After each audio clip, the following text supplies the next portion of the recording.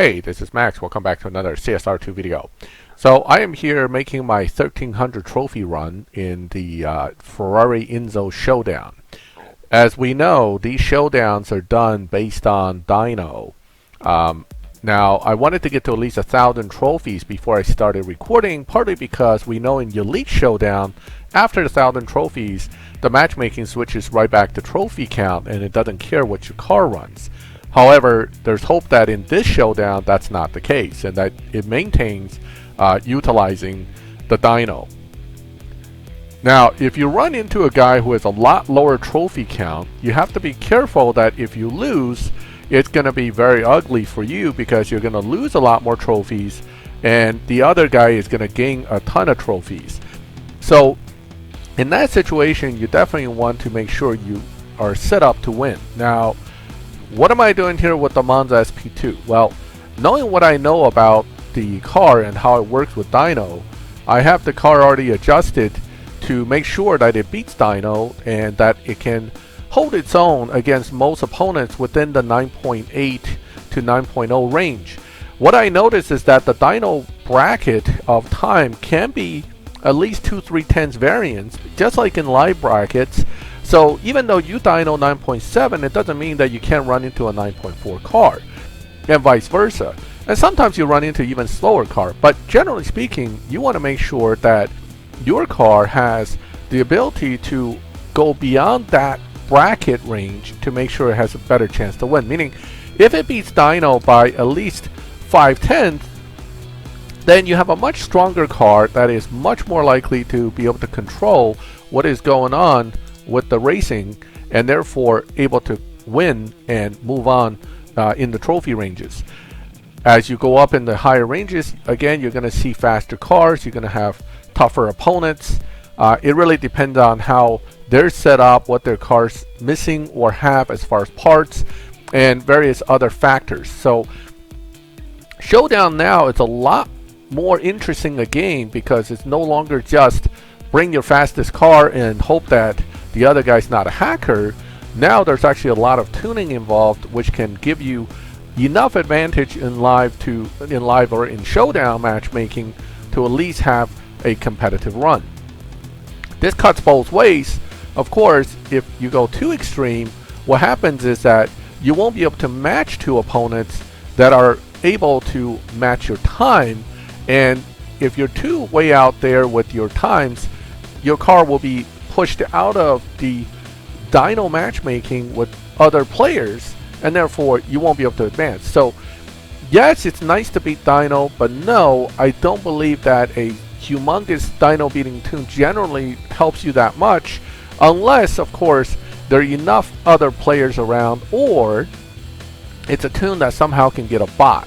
Now, we know from the last few showdown events that negative tunes seems to be a big thing where everybody's running them so they can get bots that allow you to get through. Understand that one, negative tune doesn't work with every car, and two, sometimes it makes your car too slow, even with the advantage of the negative tune, that in the end you still can't advance far enough to make it worthwhile. So what I am doing is I'm running a setup that is tuned to win.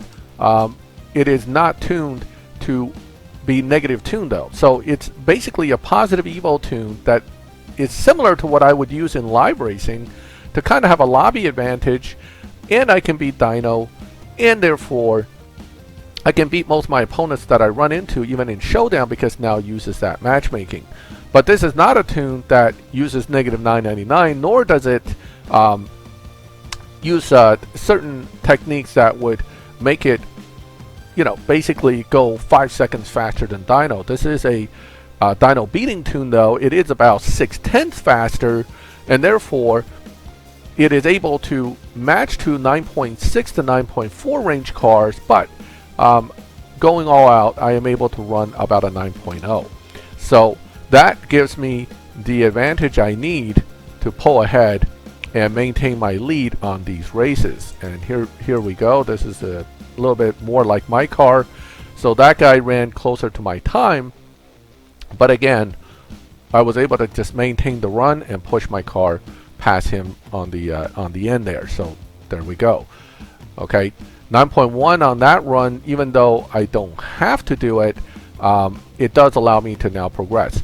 So again, from 1100 to 1300, we're seeing faster and faster cars, or we're seeing cars that have the same tune I do. That could be the other case.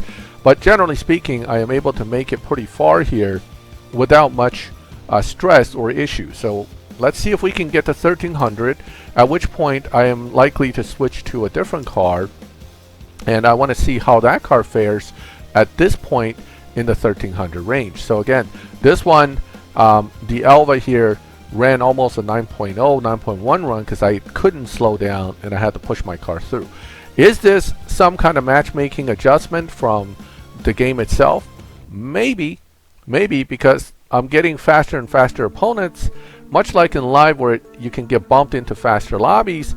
Maybe they put that into the system, or maybe the other car is also dynoing 9.4 but is able to run 9.1. I know the Elva, if you set it up just right and you know how to shift it, I believe it can run under dyno by about 2/10. So it's also a car that is somewhat competitive, and for some reason my trophy actually went down rather than up. But what are you going to do?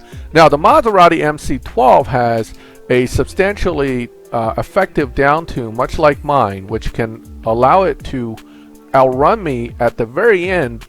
So it's going to be real tight. Yep, he got me on that one. That's a stock engine setup on the MC12 that's fully maxed. They run about an 8.9 something to a 9.021 range. I can run a 9.03 range. So it's really a toss-up race. But the MC12 is pretty easy to drive, so I don't anticipate they would generally lose to me. But hey, at this point in the racing, we're starting to get to the point where we're facing opponents that are probably set up pretty good. We're very close to 1300, and that was my first loss. And it looks like I'm starting to see more of these MC12 guys, but it really depends on whether their MC12 is actually set up with the down tune or not. Most likely it is, and in which case I would lose. Now, this guy didn't even get off the line, so it could be that he disconnected. It could be some other issue. If the game gives me the win, I'll take it, simply because, hey, if he disconnects, I win. I'm not going to complain about it. All right, now he had much higher trophies than I did. If these trophies count, and that's the thing, sometimes it looked like it counted and then you go to the next race and somehow it didn't count. But if it counted, it could push me substantially towards 1300 like that. Okay, so 1261, let's go ahead and get 1 or 2 more races in, and hopefully by then I can collect the Ferrari Enzo, which is why I'm here. Let's see what we get. If we get another MC12, it's going to be a real tough race. If we get something else, my chances go up substantially, and it looks like right at this mark it's a little tough to get that matchmaking, but I'm sure we'll get somebody. Well, somebody will pop up. Okay, worst case I'll jump back out of lobby and come back in, and that'll always give you an opponent. All right, strange thing. Now he's only got 1,000. If I lose to him, I'm going to lose like 50 some trophies. It's going to be real painful, so I have to really think about how I'm going to do this and make sure I do the best run I can. Okay, and it looks like I got him pretty good.